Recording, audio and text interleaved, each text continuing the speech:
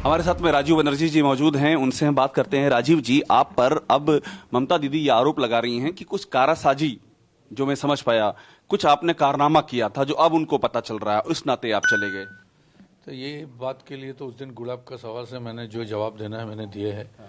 और मैंने ये भी मैंने मुझे भी खराब लग रहा है, आश्चर्य भी लग रहा है कि जब तक इनके पार्टी में थे तब तक कोई आरोप नहीं था, जब पार्टी छोड़े तब इनको लग रहा कोई कारसाजी है।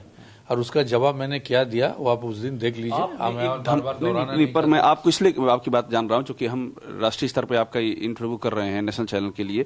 आपने, जो मैं समझ पाया था, आपने कहा था काली घाट से कुछ आपको फोन कॉल आ रहे हैं, क्या है वो?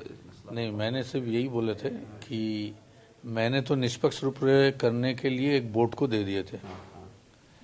एक दिन मेरा पास बीरभूम का कोई एक बड़ा लीडर का एक फोन आया और उन्होंने मुझे धमकी दी कि मुझे जितना भी कोटा है सब हमको देना है। हम बोला हम ये काम कर नहीं पाएंगे।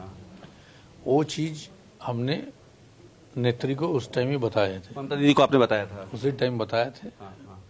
और मैंने ये भी बोला, मेरा पास वो SMS का रिकॉर्ड भी है। अच्छा। और उनका बाद उन्होंने मेरे को बोले थे कि नहीं, सबको कुछ कुछ दे देना है। फिर भी मैंने दीदी की ओर से बोला गया था, इसलिए फिर भी मैंने निष्पक्ष रूप से मैंने वो बोर्ड को दिया। और कहाँ से क्या सुपारिश आया नहीं आया सबका कॉपी मेरे पास है। तो अभी जब आपने छोड़ा है उसके बाद भी क्या कोई आपके वो धमकी आई है? छोड़ने के बाद की बात पूछ रहा हूँ मैं। नहीं, छोड़ने के बाद अभी तो धमकी नहीं आ रहा है, लेकिन मुझे यही कहना था कि नवंबर में ये सब हो चुका है। मैंने 30 तारीख तक पार्टी में थे, 22 तारीख तक मंत्री थे, तब किसी को मालूम नहीं हुआ कुछ हुआ। तो इसमें क्या हो रहा है नहीं हो रहा, दूध का दूध पानी का पानी, वो तो आदमी लोग भी समझ रहे हैं। तो इसलिए तो मैंने बोला अगर इतना इसको यह है कि कुछ करने की जरूरत नहीं, कारसाजी है, पूरा पैनल को कैंसिल कर देना, बस खत्म। वो जो आपने जो आपने वो दिया था, मेरा जो अगर मेरा कोई कारसाजी है तो भाई पैनल ही कैंसिल कर दे, खत्म बात। और बीरभूम के नेता का आपने नाम नहीं लिया। देखिए मैं कुछ डेकोरम मेंटेन करना चाहती हूँ, लेकिन ये बात दीदी तक पहुंची थी, आप ये कह रहे हैं। ये तो मालूम भी है। उस दिन मैंने सभा से क्या बोला उसका भी बंगला को आप ट्रांसलेट कर लीजिए तो फिर आपको पता लग जाएगा। और मैंने तो ये भी कहा कि हम तो चाह रहे हैं अभी इंक्वायरी हो, जितना कॉन्ट्रेक्चुअल रिक्रूटमेंट विभिन्न दफ्तर में हुए हैं, बहुत सारे दफ्तर में हुए हैं, कई हजार हुआ है, वो किस तरीके से हुए हैं वो थोड़ा एक बार जांच कर बता दीजिए। आप जो बात कर रहे हैं कि आप दीदी तक ले गए कि बीरभूम से ऐसा फोन आपको आया है और ऐसा ऐसा आपसे कहा जा रहा, अनड्यू फेवर की बात की जा रही है, और दीदी ने भी कहा, आप जो कहे बताया आपने, तो क्या इस बात को कुछ आपने दीदी के पास को मतलब कुछ लिखत पढ़त में कुछ कंप्लेंट वगैरह कुछ टाइप की आपने दी कि ऐसा कुछ हो रहा है, आपको प्रेशर किया जा रहा है?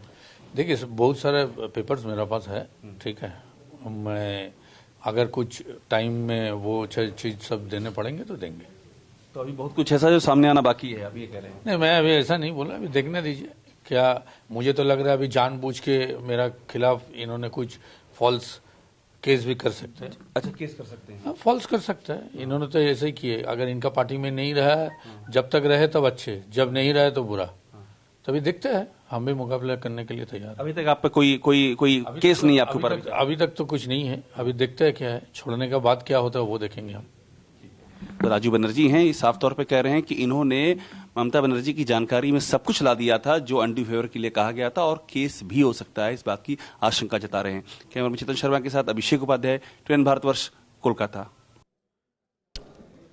और अभिषेक उपाध्याय इस वक्त हमारे साथ जुड़ रहे हैं, सीधे उनके पास चलते हैं। अभिषेक, देखिए लगातार आप बंगाल की जनता के नब्ज टटोल रहे हैं, आप उन नेताओं से बात कर रहे हैं जो टीएमसी छोड़कर बीजेपी में आए। राजीव बनर्जी को हमने सुना, और ये साफ है टीएमसी के लिए, खुद ममता बनर्जी के लिए राजीव बनर्जी का टीएमसी छोड़ना बहुत बड़ा झटका है। और क्या जो बात राजीव बनर्जी कह रहे हैं वो इसीलिए क्योंकि टीएमसी को मालूम है कि राजीव बनर्जी के जाने से नुकसान तो होने वाला है, इसलिए झूठे केसेस की बात हो या आप वो बुरा लगने की बात हो, जब तक पार्टी में थे तब तक सही थे, पार्टी छोड़ी तो बेकार हो गए।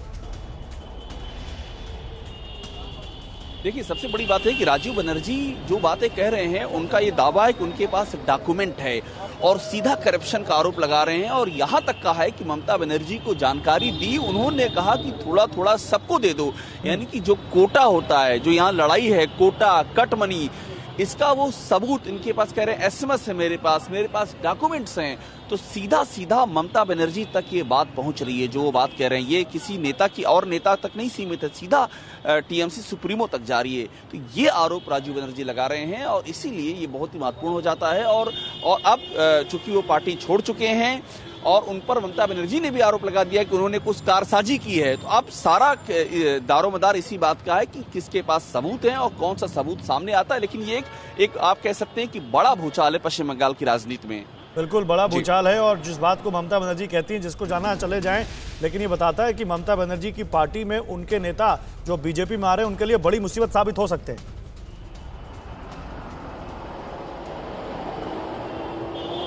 बिल्कुल, देखिए दो चीजें हैं।